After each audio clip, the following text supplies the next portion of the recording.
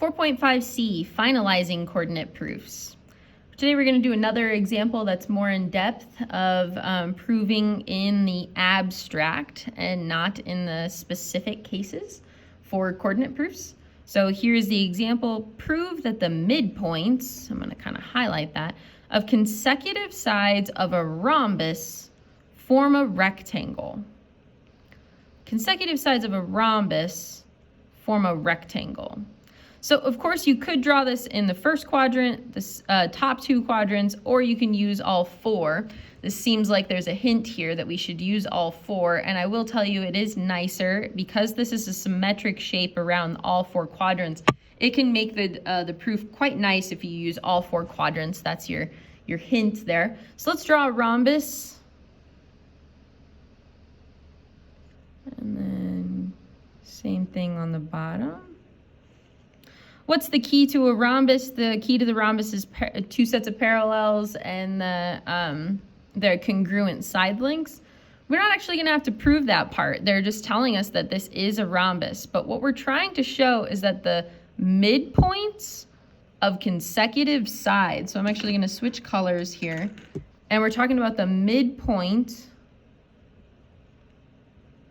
of each of the sides. If I draw the midpoint in, those coordinates create a rectangle.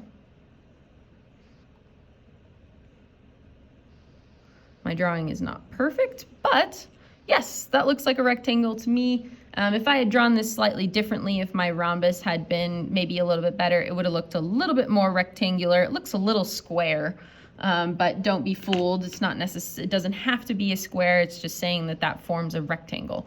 So it does look like a rectangle to me. But how does one show that something is a rectangle? Or, I mean, even if you were trying to show this was a square, what's the quickest way to show that something is a rectangle?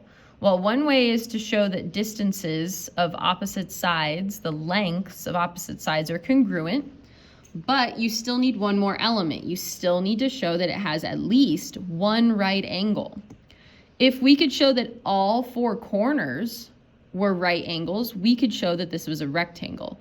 So although we could use distances to show that, I think the quickest way to get here is to use slopes to show perpendiculars. If we show that each corner is perpendicular, then we know that it's a rectangle. So there's my small plan. I'm going to use slopes to show that all four corners are right angles. So now we need to add our diagram labels. So let's call this A, B, C, and D. And we want to talk about midpoints here. We want to talk about the middle of A, B. So remember the hint I told you about midpoints is that you should use double coordinates. So let's call this 2A, comma 0, 0, 2B.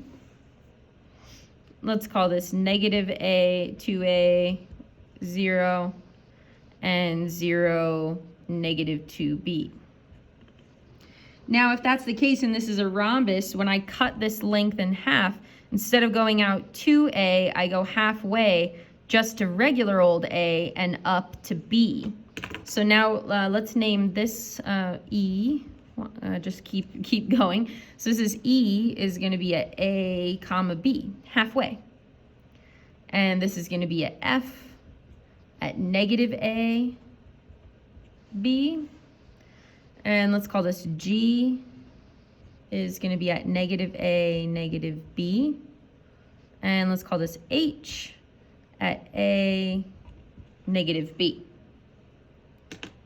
So what are we actually trying to show? We're trying to show that EF is perpendicular to EF is perpendicular to EH, and EH is perpendicular to GH, and so on and so forth. We want to show that all four corners of that inside, mine's red, we want to show that the inside corners of that red rectangle are perpendicular. So now we need our given and our prove. So given rhombus A, B, C, D, where A is at 2A, 0, B is at 0, 2B, C is at negative A, 2a 0, and d is at 0, negative 2b. You know, I had to squeeze that. And then we're trying to prove that E, F, G, H is a rectangle. So then I'm gonna label it slopes, because that's what I would like to show mathematically, is that the slopes are either 0 or undefined. So we're trying to show the slope of EF. Let's start there. So we're doing this slope EF. So we're gonna be doing B minus B over A minus negative A, which is gonna be 0 over A plus A to A, but 0 divided by anything is 0. Slope of GH, because I know that that one's another 0 one, so I can see it's gonna be negative B minus negative B, and A minus negative A, which is again on top going to be 0 over another 2a, which is still going to be 0. I can see that these slopes are 0 with my eyeballs. They're horizontal lines, so that's good that the math matches that. Those slopes are both 0. So then to be perpendicular, I need EH to be undefined, and I need FG to be undefined. So let's prove that. So the slope of FG, let's start there, FG, is going to be B, I'm going to go B minus negative B, and A minus negative A. So B minus negative B is B plus B, so that's going to be 2B. But then negative A minus negative A is 0. And if you're trying to divide by 0, that's undefined. Or if you tried to type it into a calculator, it would say air. So 0 and undefined, yay, so that means they're perpendicular. And then the slope of EH. EH is going to be B minus negative B again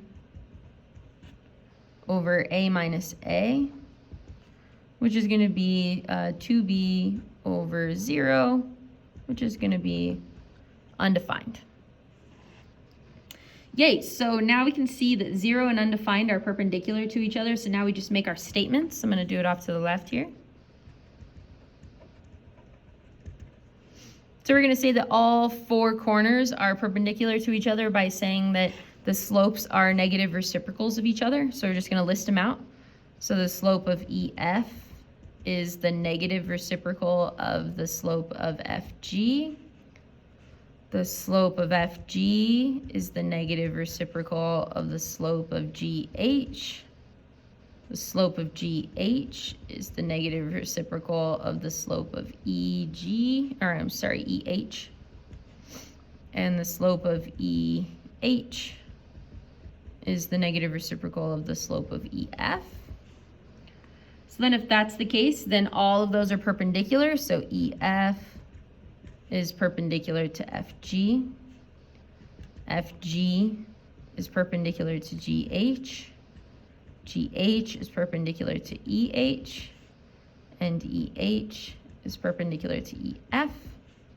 So all 4 angles are right, and therefore EFGH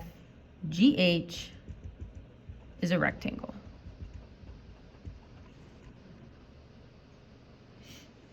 Okay. Last thing today is 2 definitions of triangle definitions. They come up in this chapter because we use these, we do some proofs around these words. So we're just going to define them here. So one is called, they're all in reference to a triangle. The first one is called an orthocenter. This is the intersection of 3 altitudes. And an altitude is a perpendicular from a vertex. So if we draw a picture of that, try to draw a triangle that's not equilateral if you can. So here's my triangle, and if I draw a perpendicular from each corner, so there's a perpendicular, there's a perpendicular, And that one's kind of a perpendicular straight down. That was terrible. Anyways, those are supposed to intersect, and each of these are supposed to be perpendicular. Sorry, that drawing is so poor. But if you do it for real, each perpendicular will intersect at something called the orthocenter. You can look it up, Google it online and see some more pictures of it. The circumcenter, the intersection of three angle bisectors. All right, so if I draw a picture of that. So you're trying to cut each angle in half. That looks about half. That looks about half. And that looks about half. There we go. That one came together much nicer. So this angle is congruent to this angle. This angle is congruent to this angle. And this angle is congruent to this angle. Thank you.